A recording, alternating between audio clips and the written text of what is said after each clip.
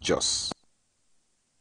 Let's take a short break, and when we return, it will be time to discuss fuel scarcity and its impact on Nigeria's economy. Please stay with us, everyone.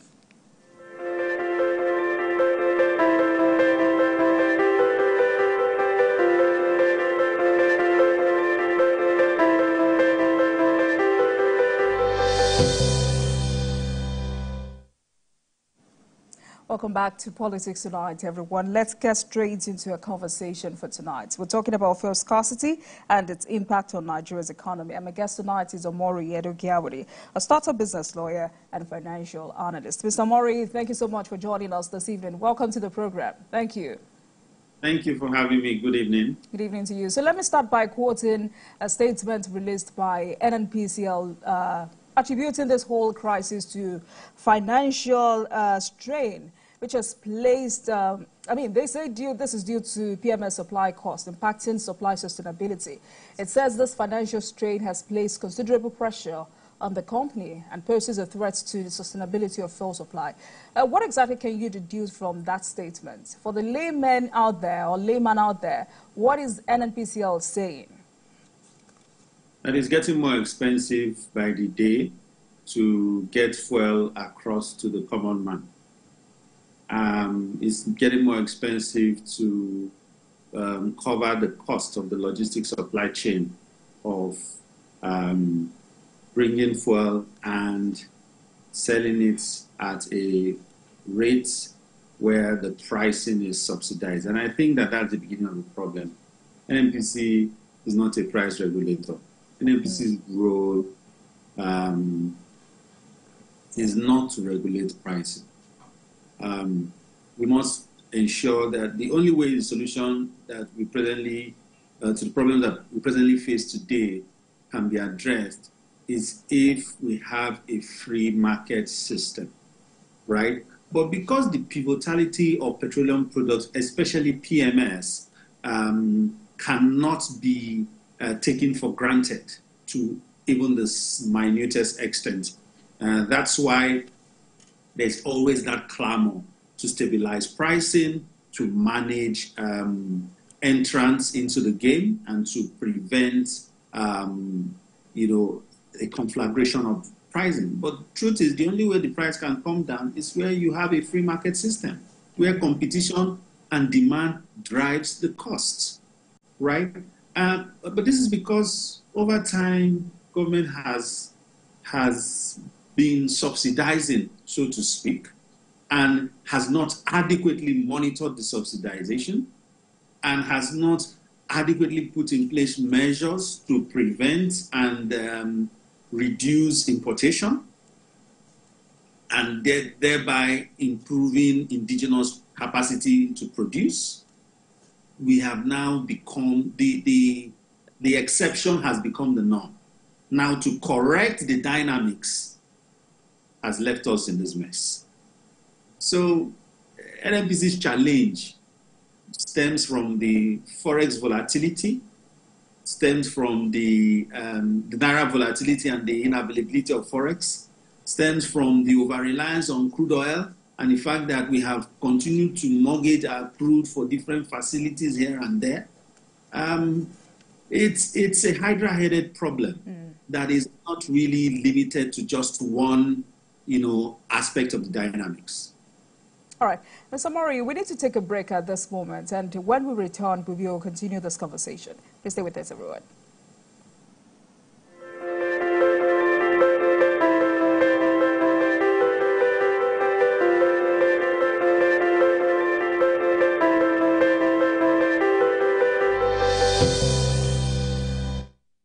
The National Chairman of All Progressives Congress, APC, His Excellency Dr. Abdullahi Umar Gando J, OFR, cordially invites you to the formal unveiling of the Progressives Institute, holding on Friday, September 6, 2024, 10 a.m. at Ladi Lawal Hall, Abuja Intercontinental Hotel, formerly Sheraton Hotel, Wuse, Abuja.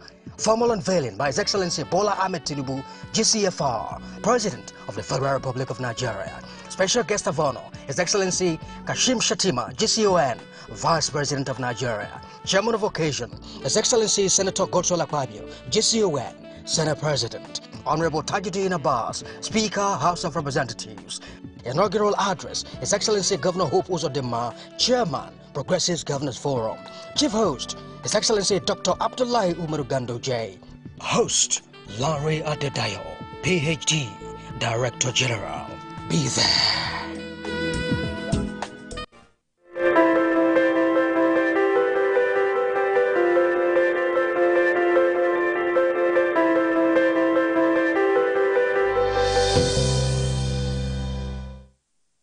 Back to the program, everyone. Thank you so much for staying with us. Tonight we're focusing on fuel scarcity and the implication on Nigeria's economy. And I've been speaking with Omori Edogiawuri, a startup business analyst and a startup business lawyer, rather, and financial analyst. Mr. Omori, before we went on that break, your first take suggested to me that NNPC has a challenge funding the operational cost of supplying PMS to Nigeria. So does it also mean that when NNPCL says we have logistics issue, or this very common term, tightness, is the company saying we can no longer fund the supply of PMS to Nigeria? Is that it? No, the company is saying is that it's now beginning to feel the brunt of the removal of subsidy. Because subsidy is not provided for in the 2024 budget. But in one way or the other, in order not to conflagrate the system, NNPC continues to try to find buffers. That buffers have continued to incur cost. Because if you really pull the lead and remove the band-aid, the cost of fuel, the landing cost of fuel is about 1,300 naira. That is the actual landing cost of fuel. Right? And it's only now that we're getting a bit closer to the actual cost of fuel.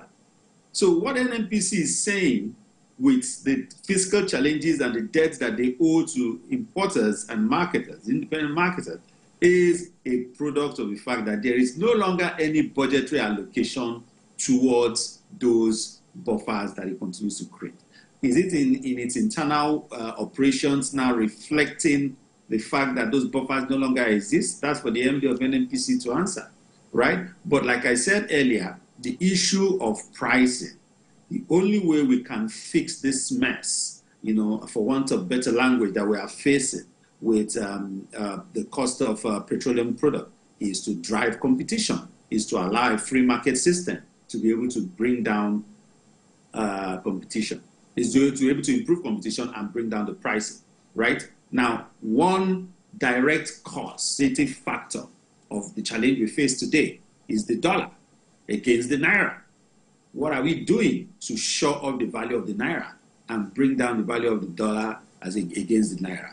Because if for instance, our rates stabilize and we come down to possibly below 1,000 naira, that will also affect the landing cost of PMS, right? It will also be reflective on the cost of petrol per litre. It will also reflect on the cost of, because even Dangote is saying, I'm going to sell at the international market price, right? I'm not government, so I cannot be subsidizing. Remember that these refineries, whether the importers, whether the indigenous refineries, are in business for profits. It is only government that is not in business for profits. All right, so there's also something I think Nigerians do not understand, and I would like you to help us break it down by juxtaposing that statement released by NNPCL with what IPMAN is saying. IPMAN is saying the association has not gotten product directly from the NNPCL for the past 3 years. So what then makes NNPCL sole importer of petrol into the country? And is this a normal situation? Well, like I said, with the passage of the PIA, right, and with the implementation, one of the things that has happened, the NNPC is a player just like every other person. The only difference really is that NNPC is a government-owned player, a predominantly government-owned player, because everything is a limited liability company, just like every other limited liability company, just like the independent marketers, so to speak. So the dynamics of that, really, the challenge is that, we have allowed something happen for so long that the exception has become the norm, right? Subsidy has pervaded and eaten so deep into the infrastructure of our petroleum supply that today it is impossible to separate that system from the future, and the present and the future. And I think that, right, the challenge of all this, whether it's going one way or it's going the other way, you know, the solution really is like what Dangote has done: help indigenous production. The more we produce locally, the less we need to import. And then the next challenge will now be price stabilization. And the best way to bring prices down is to drive competition. And then a free market. Let's look at back in the day with telecoms. The cost of telephone cards, the cost of SIM cards were very expensive. The cost of telephone calls and all that were very expensive, right? But what happened? Competition drove the price down. What we have is a very stiffly regulated competition. And I think that that's one of the key things that is affecting the price regime of petroleum. Mr. Mori, because you've just talked about price stability, really and truly, is the pump price today reflective of the market? Can we ever move towards a situation where the free market determines prices? Is it practicable? Is it realistic for us as a nation? Well, for petroleum products, given the pivotality of petroleum products to the economy, to living and all that, it may be a very dangerous thing to do, right, if it's not intentionally handled. Emphasis on the word intentionally handled. Because, for instance, the surge in fuel prices has moved inflation, right, from 24.8 to almost 39%. As a result of, from the removal of subsidy, at the point of removal of subsidy, inflation was at about 24.8%. As I speak to you today, inflation is over 39%. And energy cost is rising, right?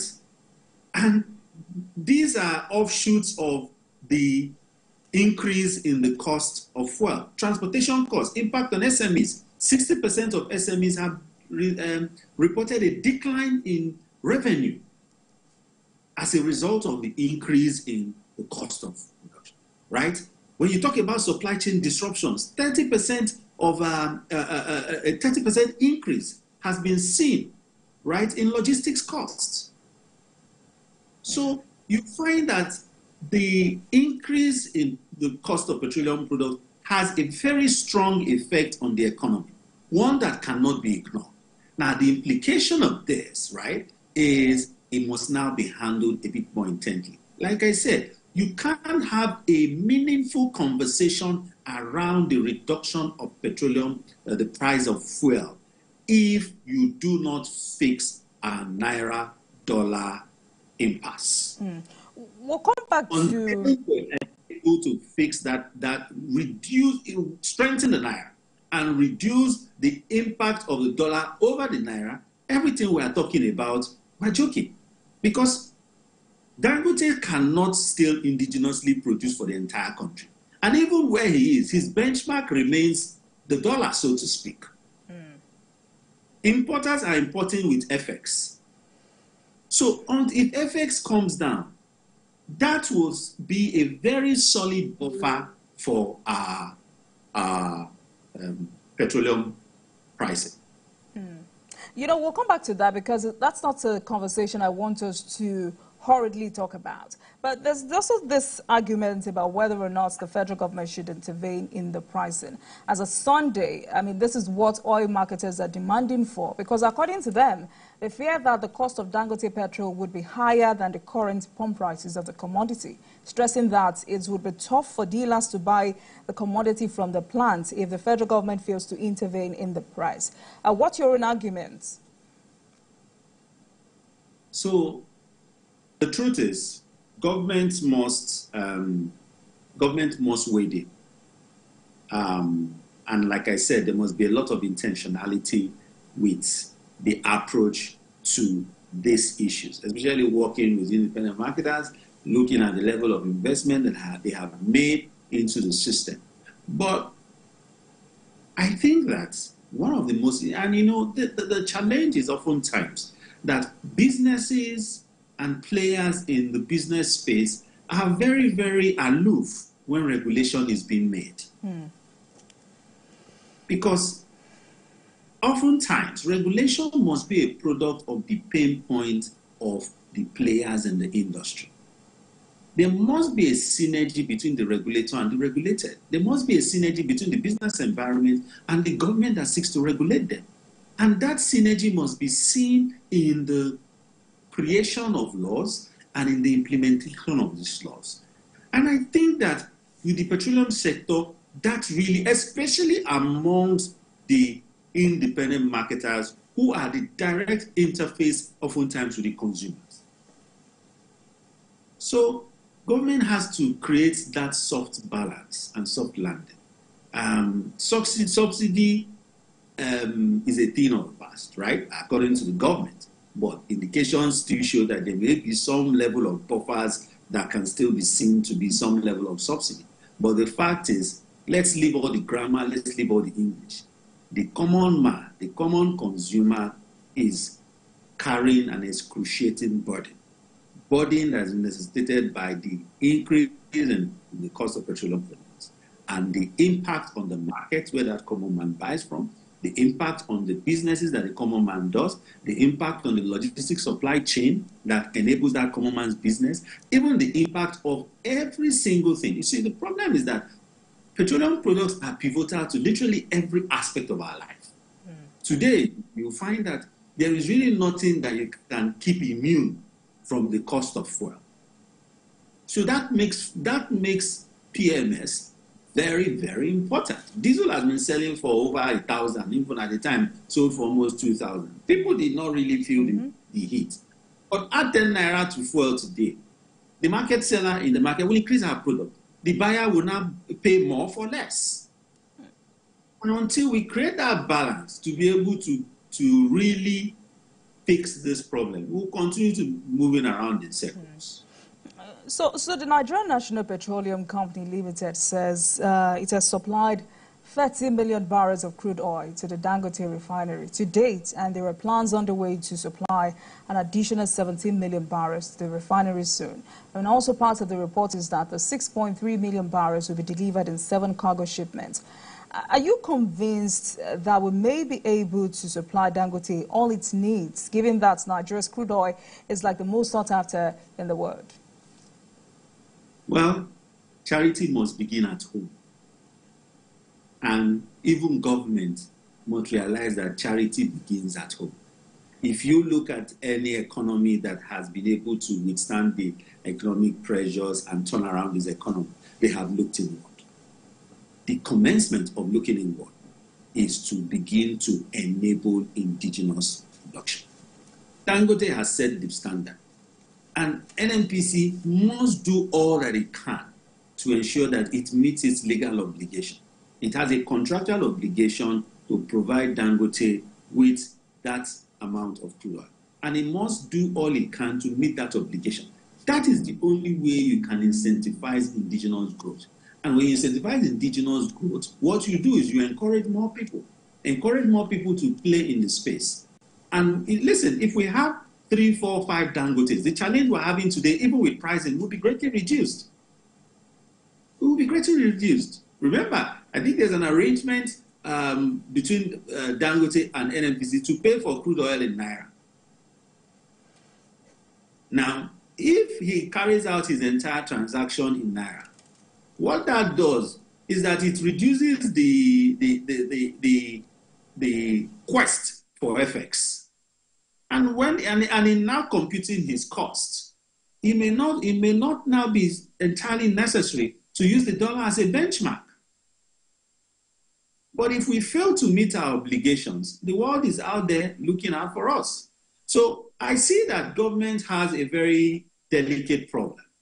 1, incentivizing indigenous production. 2, attracting foreign exchange using its crude oil.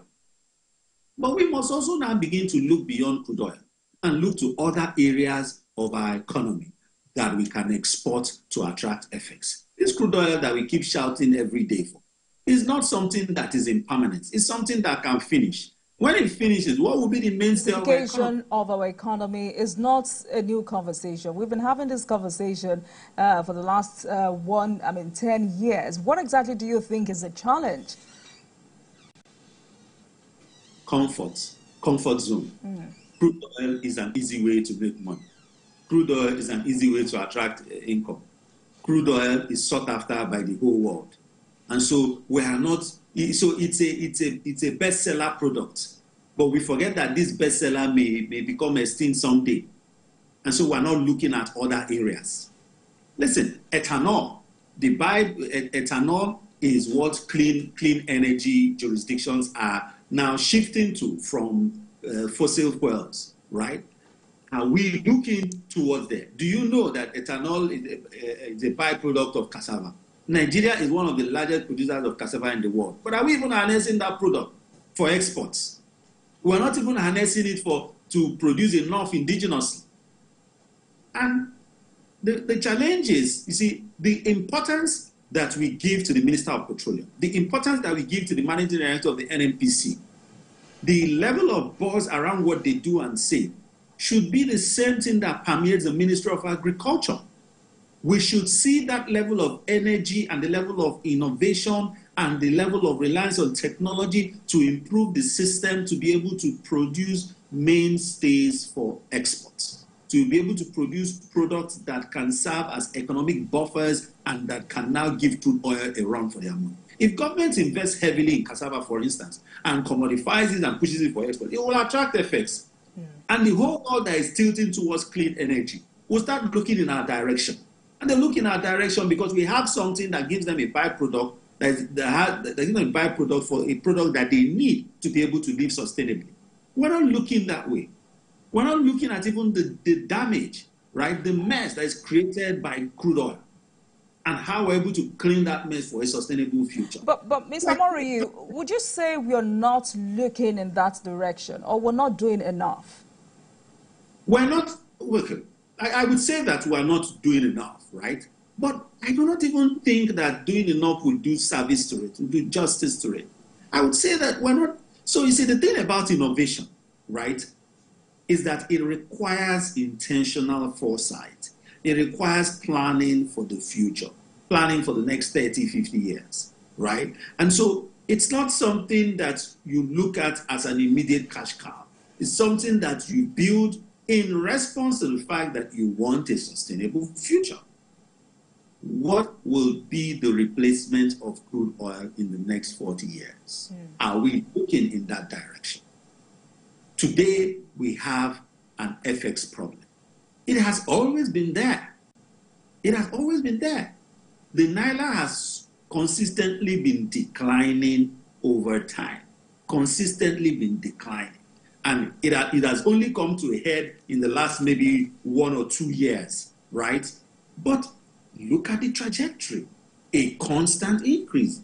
What has also been happening? A constant decline in exports and a constant increase in importation. For everything we import, we spend FX. And for everything we export, we gain FX. How are we building our economy to improve exportation? How are we doing that? How are we leveraging on what we have to be able to attract the world? Are we going on the right road shows? The president is in China today. What is the product that is in the president's briefcase that he's selling to China? These are the issues. Nigeria remains Africa's most viable market because we have the numbers. We have the numbers and we're a consuming population.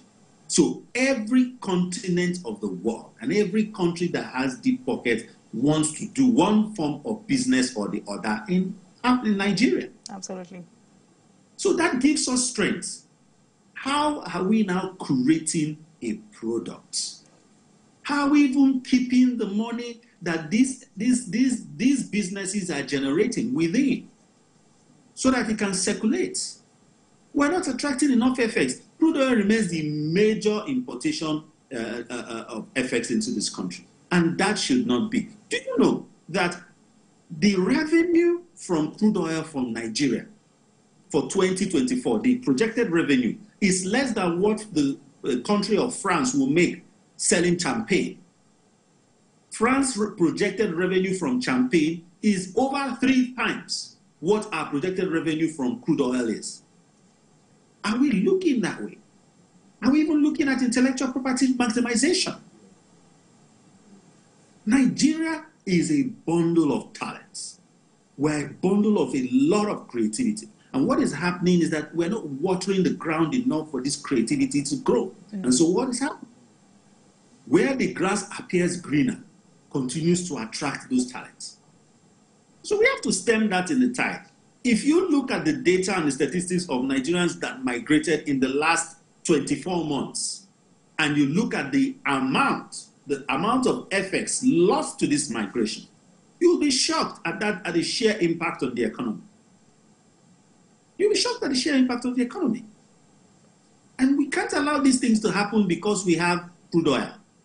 And because we believe that crude oil is not permanent. When it dries up. Mr. Mori, perhaps for the purpose of emphasis or clarity, Dangote Refinery is here, but it does not guarantee price reduction when it comes to PMS. But how crucial is it that we get our refineries to work? If you want the prices to go down, the refineries must work. Dangote assures you that you will get, if you go to the filling stations, you will get fuel now because we are producing indigenously. And so there will be more. The logistics supply chain of shipment, clearing, moving to the depots will be greatly reduced, right? But he cannot also provide for the entire country. I'm not sure he has the capacity to sustainably provide for the entire country. So we need our refineries to work. We need more Dangotes to happen. Kaduna Refinery, Port Harcourt Refinery, why are they not working? Can't they work? Is it possible to get these refineries to work? Because if 2 refineries are fully functional, producing for consumption, I doubt that we will have the supply challenge we have. But do you think government is serious about making them work? Or do you just think we should sell it or sell them off to private investors? The truth is, whether government, whether private investors, my interest is that it works. There's an adage, so I'm going to respond to this with a statement that says, doing something in a particular way and expecting a different result means what? It means insanity. If we've been in a place and we've had these refineries, for over 20 years without them functioning, being managed by government, maybe we should try something else, right? Maybe we should look differently and see if it could work. Because, you see, the thing about government is that government is not involved in a venture for profits. Now, we must always look at that. Government's primary objective is not to make profit. Government's primary objective is for the greater good of the people. Right? Now, while that necessarily is okay, what makes private entities thrive is the quest for profitability. So if, for instance, they realize that a particular issue continues to be a clog in the wheel, they put it out of the way because they need to be profitable. They need to recoup the investment that has been made. You see, that's the private sector mindset that makes businesses thrive. And that's a mindset that oftentimes is missing in government.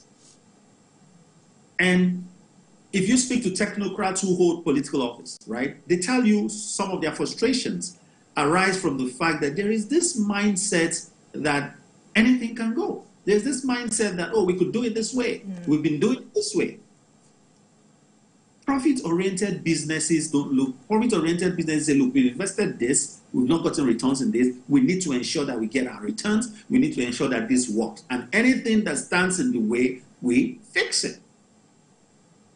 Because we're not getting any subvention. Investors have invested enough. We cannot go back to the investors and say, look, this is not working. There's no budgetary allocation.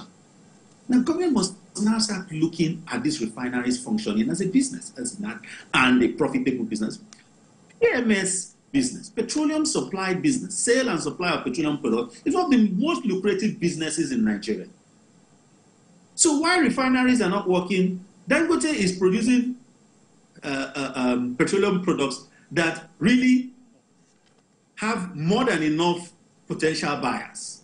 I'm sure if Dangote says today, you know what, I'm ready to start selling, hey guys, come and he will not have enough product to sell to the number of marketers who have their trust of his products. All right, Mr. Mori, another question Nigerians are asking is, why is NNPCL the exclusive buyer of Dangote Petrol?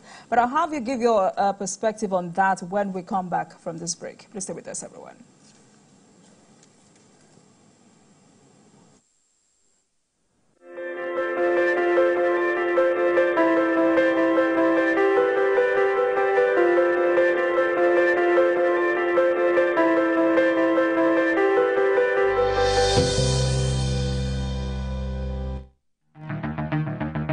The month of September, it is dedicated to childhood cancer awareness. On the 8th of September is the International Literacy Day.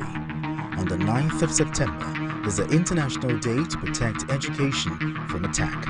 The 10th of September is the World Suicide Prevention Day, while on the 11th of September is the remembrance of the bombing of the World Trade Center in the United States, popularly known as the 9/11. On the 15th of September is the International Day of Democracy.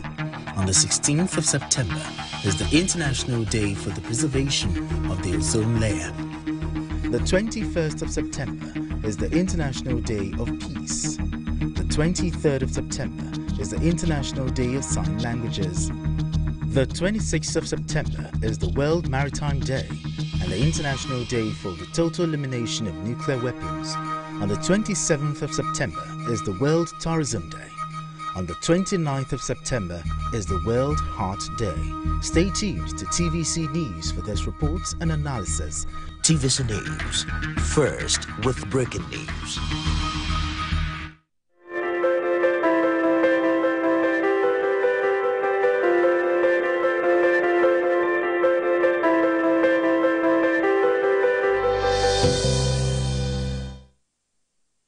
Welcome back to Politics Tonight, everyone. Thank you so much for staying with us on the program. Tonight, we're focused on fuel scarcity and its impact on Nigerian economy. And I've been speaking with Omori Yedogiawere, a startup business lawyer and financial analyst. Mr. Omori, thanks a lot for staying with us on the program. It was just today, Dangote Group dismissed reports that the Nigerian National Petroleum Company Limited has started lifting premium motor spirit from its refinery.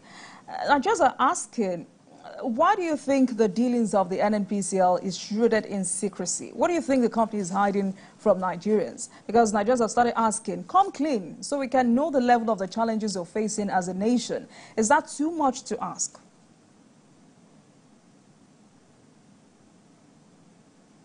Shrouding their actions in secrecy, that's for them to really defend and state.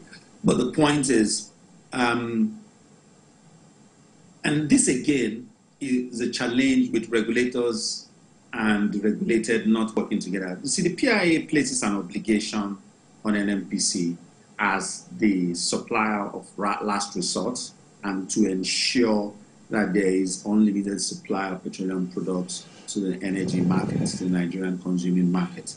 That burden is one that shouldn't have been, in that manner handed over to the NNPC. And I think that that is the shackle upon which an NPC continues to suffer. Because even in the advent of the PIA, where they should throw their hearts into the ring and begin to trade, they are still burdened with the duty of ensuring availability. Now, that duty of ensuring availability makes it difficult for them to play solely as a business, but also to look at other factors around the cost of logistics, factors around pricing, and this makes them even dabble into things that they don't have a statutory duty to do, aka pricing, right? And that, I think, continues to earn them business albatross. And if anything, what this tells us is that we need to go back and look at our Petroleum Industry Act and begin to see how we could rejig it.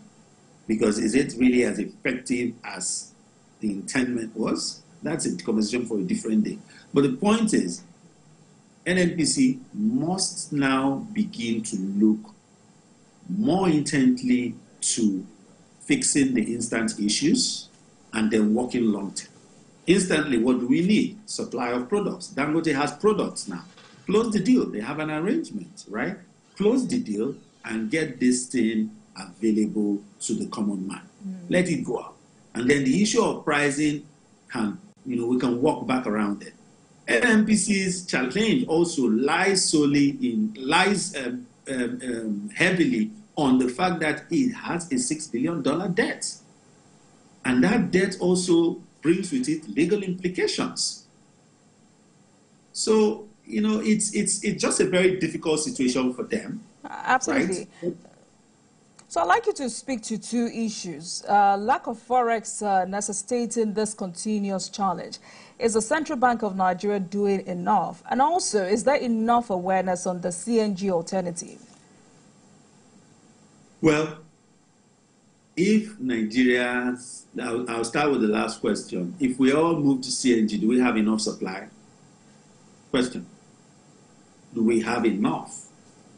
Do we have enough? We forget that gas is it's a petroleum product. Do we have capacity to do this? We can't, listen, touting of CNG, 20,000, you have a country of 200 million people. You have a country that is consuming between 13 to 15 million liters of diesel daily, fuel daily. Do we have that amount of gas? Do we have that amount of gas? And then the issue of resources. What is the cost? What's the maintenance cost? What's the security cost? What's the health and safety cost of that transition, of having that transition,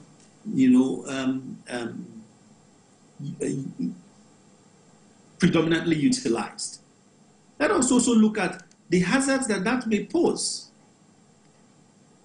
So look at the typical downfall for those of us that are in Lagos, right? Or the typical, public transportation bus or vehicle. And you just imagine that vehicle running on CNG. Can we just imagine? Imagine it.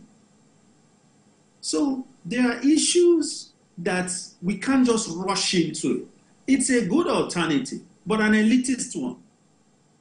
It's a good alternative, but an elitist one. And so we must look at it, intently. Regarding the CBN and Forex, we must start exporting or reduce importation. The only way you can reduce importation is to boost indigenous production. The only way you can boost indigenous production is access to credits. Today, it's very expensive to get money. Interest rates have gone up. So manufacturers association, in fact, ahead of the next NPR meeting, man has said, if you increase interest rate again, we'll watch our hand off facilities because we can't survive. If we boost internal production, reliance on exports will be greatly reduced. And that is the beginning of the conversation. All right. So I want us to link this conversation to how the economy has fared in the last 6 months. So, but first, how do we continue to boost our domestic production capacity to meet our energy needs? So, what are the infrastructure challenges that we have? We must look at it from the infrastructure. For petroleum, for instance, we've been talking for the last 40 minutes around the petroleum infrastructure, refineries for indigenous production. Dangote has created an infrastructure now that is producing. That's why we're talking about Dangote. We must begin to fix the infrastructure for indigenous production. Power is very critical, right? And if you talk about power, you cannot separate it even from the challenges of petroleum challenges that we're facing today and pricing issues. Power is important. Security for agriculture is very important. Our logistics supply chain, the road network. We can't have an impactful agri-intervention without fixing the supply chain. We're talking of food scarcity. We're talking of the cost of increase in cost of staple food. But there are still places in this country that because of the failure of that logistics supply chain, food continues to spoil. Because before the vehicles come to move it to places where people will buy it, a lot of it is damaged. And so there must be an intentional effort to improve this. Security around areas. So we all know where rice is cultivated in this country. Ensure that the farmers and people investing in that space have the security and ease to be able to produce. It must be a project that all hands will be on deck. Right now, the synergy that is necessary for our continued development is one that puts everybody working hands in glove and not working across pollination. So you must fix the infrastructure. Infrastructure. From road network to security to power, these are the indices for indigenous production. Access to credit, very important. CBN must now start looking at how to make access to credit more available for manufacturers. Mr. Murray, access to credit, does it guarantee a stable financial system? Well, if businesses can access credit to produce and create, they create wealth. They are able to now produce. They produce, they employ. There's a market. Now, remember that listen, the challenge that you are facing today with fuel, if you speak to the average Danfo driver today, his business has not necessarily suffered so much. He has increased his cost. His bus is still full. In fact, he's making more now, even though he's spending more. We'll still consume. That's the challenge. We'll still consume. People will still go to market. People will still buy food. The issue now may be around the quality and quantity, but they'll still buy. So you are not funding a manufacturer that does not have a market. The challenge is that the manufacturer is costing him a lot to access funding, and he's competing with somebody who is importing and who is not investing as much into his supply chain as he, the indigenous manufacturer, is. So we must create a fine, synergy and realistically look at what our challenges are. When we talk about food security, where are the gaps in food security and how can we plug those gaps? But it all comes down to infrastructure. And government, must increase its efforts in ensuring that this infrastructure, and we must reduce this reliance and this vilification of one part of government. All right. There must be a symbiotic relationship between the federal, the state, and the local government. Absolutely. So we're winding down, but quickly, let's talk about inflation. And I know you're aware that the CBN has been doing all it can afford to do to tame this. But my question tonight is, can we ever find coherence and alignment between fiscal and monetary policy to stabilize prices? So I think that the first thing is that CBN must be very wary of moving too far outside its statutory obligation. And the Ministry of Finance and the coordinating Minister of the Economy must now, work a bit more closely with all the other core agencies and regulatory bodies that have a reflective impact on our economy. There's a lot of fixation on CBN. But let us go and look at the law and what the law obligates, makes CBN's primary obligation and responsibility.